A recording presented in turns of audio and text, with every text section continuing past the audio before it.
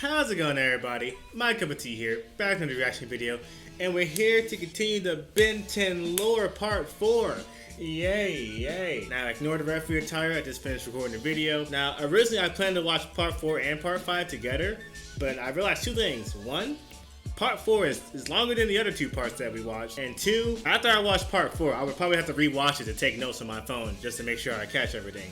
So we're just gonna watch part 4. And you guys told me part 5 is included in this video right here that includes all the parts. And you guys also told me that there's something special in the beginning of this intro. We'll worry about that later. Let's go into part 4.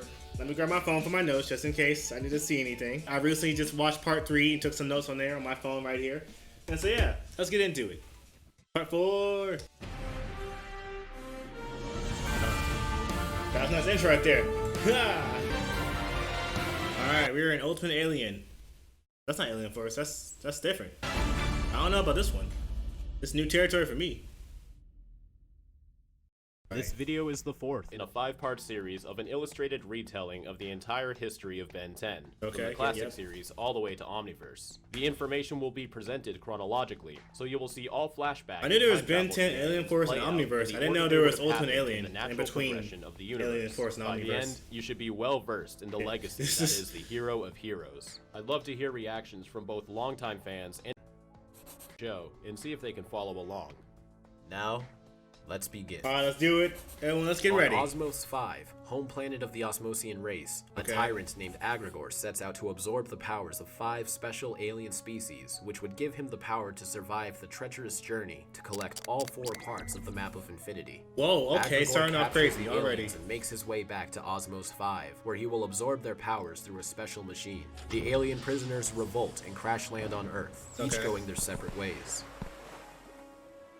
Buddy, no. Off the coast of the ocean, Villgax washes up in his Not form again! by bystanders. Why? Too weak from his previous battle, he cannot return to his normal form and can barely move.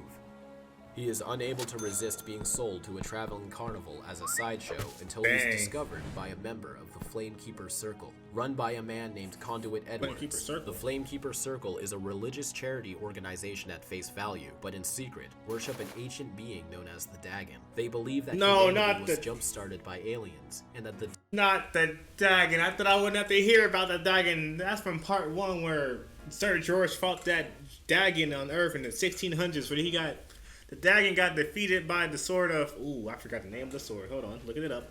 That's why we take notes, everybody. This is why we take notes. What was that sword called? Ascalor? No, that's not it. I'm just making stuff up now. Oh, it was Ascalor. Oh, shoot, I'm smart. Yeah.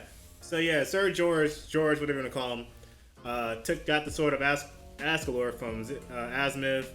He was able to cut the heart out of the Dagon, and the sword was sealed inside of the heart, and the Dagon was sealed away. Okay, yeah, I gotta hear about Villgax and the Dagon too in this episode, this part. Criminy. Dagon would one known as the There we Dagon. go. They believe that humanity was Religious jump-started by group. aliens, and that the Dagon would one day return to Earth for a second coming of enlightenment. And it just so happens that Villgax bears a passing resemblance to him. No, he Circle doesn't. are known Not as even the close. Esoterica, and as worshippers of the Dagon, have the ability to phase in and out of dimensions and expel powerful demonic energy. Oh god. Villgax, accepting his false identity as the Dagon, is cared for and nursed back to health by the Circle. Darn Life you seems to have people. fallen into repetition for the trio until Ben discovers that his secret identity was leaked online, bringing him a lot of unwanted attention in the media and his personal life. The trio tracked down the leak to a low-class childhood blogger named Jimmy Jones, who deduced Ben's secret himself. He tips them off about an alien stealing pieces of a nuclear bomb in Florida for them to investigate. Kevin unleashes their new ship, the Rust 3, and sets a course. They come across the first of the 5 Andromeda aliens that they agree to rescue and help return to their home worlds. In the end, Agrigor always had the upper hand and recaptured the aliens for himself, completing his mutation as Ultimate Agrigor. The following battle leaves Max with a damaged nervous system, Max, where'd you come from? stranding him on Galvan Mark II while he heals. Paradox claims that he was the one who hid all 4 pieces of the Map of Infinity as a race between Ultimate Aggregor and the trio begins. Oh, okay. Map of Despite their Infinity. Here we go. Ultimate Aggregor proves to be very smart and very powerful, and builds the Map of Infinity, which grants him access to the Forge of Creation, where celestial sapiens, such as Alien X, are born. Ooh, oh shoot, okay. Oh, now we're in big boy territory here. 20 health, big boy territory. Where Ben accidentally entangles himself with a chrono randomization barrier, pulling his 10-year-old self out of the timeline for a team-up of generations. Whoa, okay. The two interesting. Bens, Gwen and Kevin, wait, is this Ultimate Aggregor on the palms of a giant. Oh, that's from part 2, right? Oh, shoot, that's what happened? Oh, my brain is expanding. Yeah, because I think in part 2, the guy who's narrating, he said that Ben somehow jumped into the future, like 10 years into the future, and he met with himself, his future 16-year-old self. Now we know why. Now we know why. Whoa, it's all connected. It's all because of Professor Paradox, kind of. Pulling his 10-year-old self out of the timeline for a team-up of generations. Wait, what actually happened? Brings them to the Forge's entrance, where Ben accidentally entangles himself with a chrono randomization barrier. What was that chrono randomization barrier? Out of the timeline for a team-up of generations. I'm glad I had to take so many notes on this one. The two Bens, Gwen and Kevin, battle Ultimate Aggregor on the palms of a giant celestial sapien mother. Aggregor plans to absorb its child and obtain omnipotence. Oh no, stop that. Celestial sapiens do not have the same drawbacks as their adult selves. Ooh. Just as he is about to succeed, Kevin sacrifices his sanity and absorbs the powers of Ben's Ultimatrix, creating Ultimate Kevin, and defeats Aggregor by absorbing his powers too. The overwhelming power immediately drives Kevin mad, and the trio is temporarily broken. Paradox takes young Ben back to his own timeline, allowing him to recall these events as a dream, so Ben can faintly remember a future where they were once best friends. I know Kevin's involuntary betrayal drives a wedge between Ben and Gwen. Gwen continues to support the idea that Kevin has changed, and they should save him no matter what. Ben disagrees, saying Kevin is obviously too far gone, and they should kill him before anyone else gets harmed by him. Ben, what? He sacrificed... Okay, Ben. Alright, Ben, you lost me there. And attacks many of his old friends and enemies alike. Unless he gets too crazy. The Max Force, and the Warden that killed his childhood friend who helped him escape. With the help of sometimes enemy Darkstar and Cooper Daniels, a technopath, Ben and Gwen each take their own shot at dealing with Kevin. Gwen tries to get Kevin to see reason, which fails. Ben engages Kevin in battle, as both nearly die at different points. Intense. Who's that alien? Darkstar and Cooper finalize a device that can cure Kevin, powered by the remains of the Dominus Librium, an ancient energy-conducting artifact believed to be of alien origin. With Kevin cured, the trio reunited, and Max finally healed from his injuries. All seems well in the world.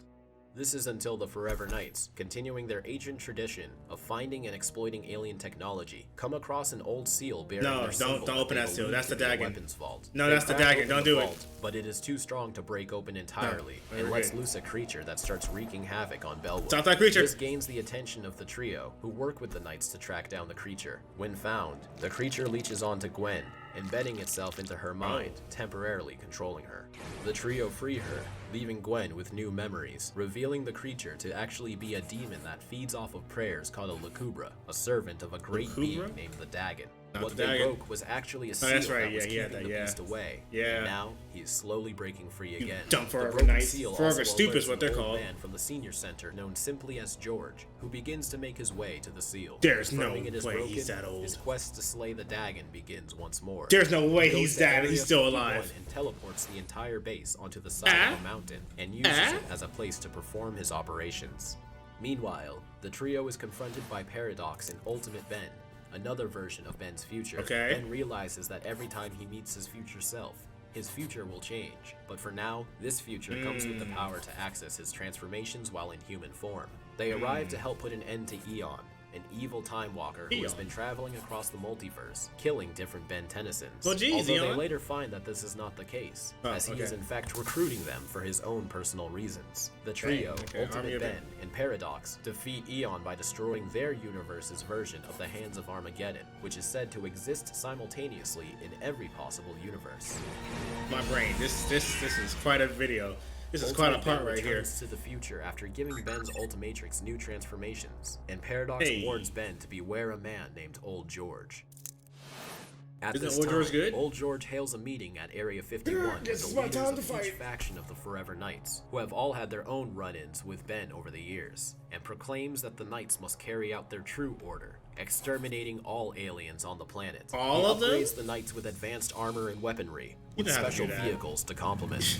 You didn't have to do that, Ben. As it is officially titled, is kicked off with the death of Pierce Wheels. Oh, they just killing his students, prompting the trio to step in. Ben puts an end to the purge, but later finds that the entire event was a distraction, as George's real quest was to re-obtain the Sword of Ascalon, which is currently still piercing the Dagon's heart in his invisible, teleporting fortress. George was able to calculate where the fortress would appear next, and using his notes, Gwen and the gang follow closely behind. Sir George needs to be put down. George and the trio are both met by Villgax, who were brought by the Flamekeeper Circle. Still thinking Villgax's Dagon, they aim to reunite Dagon with his heart so he may regain his full power and save humanity. Please don't do that. As a battle between the Esoterica and the Forever Knights ensues, Villgax grabs hold of Ascalon and is rejuvenated back to his land form, now powered by the sword. He then hears the voice of the real Dagon, telling him he is aware of his shenanigans, but will actually grant him ultimate power if he becomes his servant, and go back to the seal and finish breaking it. Villgax ain't no servant. Free.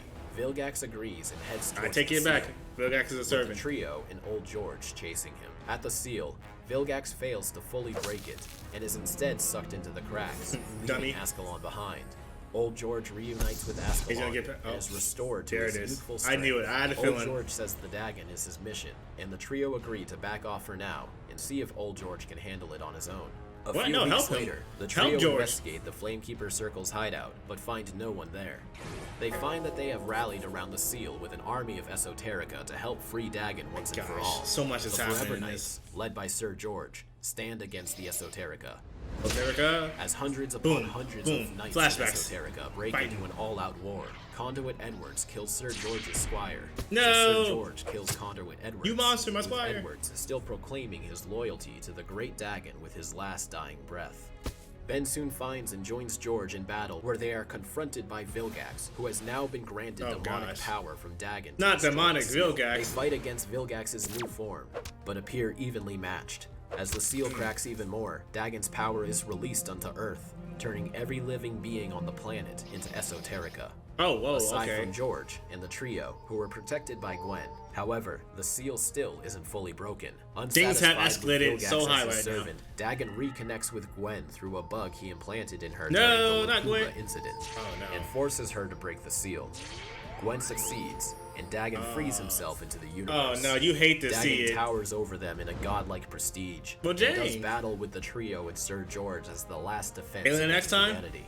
The Dagon turns George into dust, ultimately defeating him. As all hope seems lost, it is actually Villgax, who is planning for this the whole time, who defeats Dagon by absorbing his power into himself, the same way he stole power from the other 10 worlds he conquered. It is actually Villgax, who is planning for this the whole time, who defeats Dagon by absorbing his power into himself, the same way he stole power from the other 10 worlds he conquered. I see. Against a Dagon-powered Villgax, Ben wields the Sword of Ascalon himself and fulfills George's destiny by putting an end to Dagon's power forever. Villgax Ben absorbs the Dagon's power into the sword.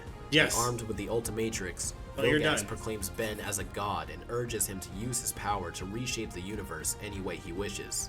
Tempted by nigh omnipotence, Ben refuses the power. Ben, there you go, Ben. Turns the sword to Asmith. Asmith is impressed by Ben's growth since becoming more arrogant after the Hydra invasion. True. And deems Ben worthy of the new, completed Omnitrix. He got that new Omnitrix. Part 5 coming up. December, well, I mean, that doesn't apply to us right now. But part 5, hello. I am incredibly pleased with how positively everyone is reacting to this series. Part 5 will be released on this December 27th on Ben 10's anniversary. This video will include all 5 parts together, but to make it worth watching the whole way through, I'm going to go back to correct some mistakes I made in previous parts and add in more art assets and animations to make it more visually entertaining. To celebrate, you could also download every single thing drawn in these videos as a Tier 3 Patreon reward when part 5 drops. Tier 3 Patreon, guys. That's about everything for now. Want these arts. Thanks for tuning in. And as always, keep it fizzy. I'm gonna keep it fizzy, my guy. I'm gonna keep it fizzy.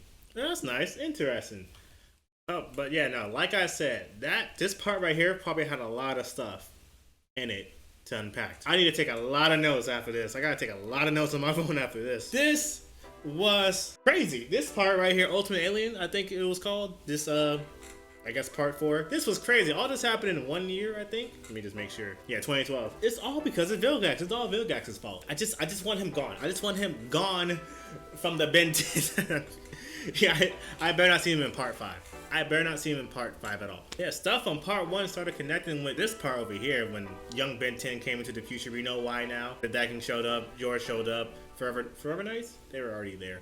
The Ascalor sword. And Ben 10 finally got the upgraded Omnitrix. I think he gave the Ultimatrix to Azimuth, but he got the new and improved Omnitrix. Hopefully he has Master Control unlocked, because you know he's less selfish than when he saved the world from the Hybrids. Also, fun fact, not fun fact, but I thought the Hybrids was gonna be like you can't top Hybrids saga right there, arc right there, because they wanted to wipe out the entire, what was it, world or the race, because they were dying, the Hybrids were dying. It's like, you know what, since we're such a superior race, but we're about to, you know, die out because we're so old, let's just remove everybody else from the universe as well that doesn't meet our standards, which is everybody, because if you're not a Hybrid, what are you doing? Why are you alive? But no, this was great. Now, there's one thing on my mind. We have not seen Malware and his crew yet, because at the end of, I think, either part 2 or part 3, he mentioned that Malware and his buddies were working on making the, what was it, Negatrix? The opposite of the Omnitrix. It's like evil tricks, basically. I think they're still working on grounding the aliens, but we might see that in part 5. I'm not sure, because we have not seen them yet. We've seen all this other crazy stuff, but we have not seen Malware and his crew. And that might be a battle right there in part 5. I don't know. Hope you enjoyed my reaction. This was fun. I'm going to take some notes after this. But yeah, thank you for watching. MyCupOfTea is out of here. Hasta luego. Please let this be the end of Villgax. Like, come on now. He's been here. I need him gone. He is the most persistent enemy in the world. I don't think there's any persistent enemy as much as Villgax. He just determined to get this Omnitrix.